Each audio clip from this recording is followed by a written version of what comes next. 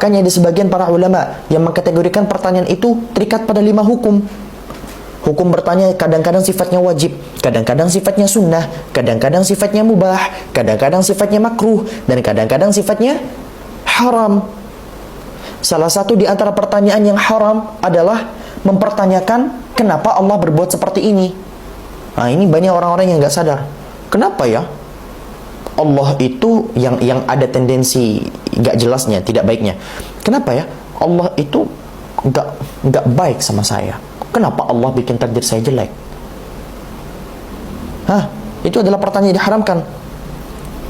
Mana, kalau semisal teman-teman bingung nih, kira-kira kenapa ya Allah menciptakan langit? Jangan bertanya kenapa Allah menciptakan, tapi tanyalah kenapa, apa hikmah dibalik ciptaan Allah. Jadi ketika teman-teman lagi tiba-tiba terbesit pikirannya, ingin bertanya sesuatu tentang ciptaan Allah Subhanahu wa Ta'ala, jangan bertanya kenapa Allah menciptakan itu, tapi tanyalah apa hikmah di mana, kenapa Allah menciptakan itu. Kan yang pertanyaan itu kadang-kadang nggak perlu ditanyakan. Ada sebagian sahabat yang mereka itu nggak suka ditanya-tanyain pada sesuatu yang belum terjadi. Salah satunya adalah Sayyidina Zaid bin Thabit dan Sayyidina Ubay bin Ka'ab radhiyallahu anhuma. Ketika mereka ditanya tentang satu hukum tertentu, mereka akan bertanya, awakah sudah terjadi? Kalau semisal mereka menjawab, iya, sudah terjadi, baru mereka akan menjawab, iya, hukumnya A, hukumnya B, hukumnya C.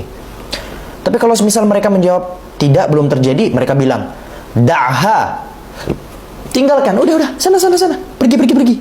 Gak usah tanya-tanya itu. Kalau semisal belum terjadi, gak usah nanya. Dan itulah seharusnya yang terjadi dan dilakukan oleh kita. Kalau semisal belum terjadi, gak usah nanya. Kecuali Anda ingin belajar fikih contohnya, kecuali Anda ingin belajar hadis, kecuali Anda ingin... Ada beberapa permasalahan-permasalahan yang memang patut ditanyakan, dan ada beberapa permasalahan yang tidak patut ditanyakan. Salah satu bentuk pertanyaan yang tidak patut ditanyakan adalah nanya tinggi badan orang lain, nanya berat badan orang lain, nanya, itu adalah pertanyaan yang mungkin bagi sebagian orang menyakitkan sekali dan tidak patut ditanyakan. Kayak udah lama gak ketemu gitu, kayak udah lama gak ketemu, tiba-tiba sekali ketemu, kayak kamu gemukan ya? Itu Allahu Akbar. Kamu kok kurusan? Kecuali Anda tahu bahwa orang ini ketika Anda tanyain senang. Nah, itu malah jadi pahala nantinya. Misalnya ada orang diet nih, dan Anda tahu dia lagi berusaha diet, terus Anda bilang, "Loh, kamu kok kurusan banget sih?" Kan dia senang tuh. Nah, baru dalam momen seperti ini tanya tuh, kalau bisa tiap hari dong, "Kok kurusan sih?" Nah, seneng kan bagi dia. Tapi Anda gak tahu, Anda udah lama gak ketemu, tiba-tiba ngomong ke orang, kok kurusan sih, kok gemukan sih, itu bukan pertanyaan yang patut ditanyakan. Atau kepada orang-orang yang sudah lama menikah, terus tidak dikaruniai anak ya, tiba-tiba kamu nanya, loh, kapan kamu punya anaknya? Itu Allahu Akbar. Atau pertanyaan kapan nikahnya, bagi sebagian orang itu annoying. Ya, bagi sebagian orang itu, apalagi orang-orang perempuan yang mungkin sudah sampai usianya di usia 25, 27, 28 ya. Itu kan pertanyaan yang begitu menyakitkan. Tapi bagi anak remaja kayak ejek-ejekan teman-teman sama saya itu gak masalah. Saya masih muda juga. Jadi pertanyaan begitu tuh biasa, bercandaan.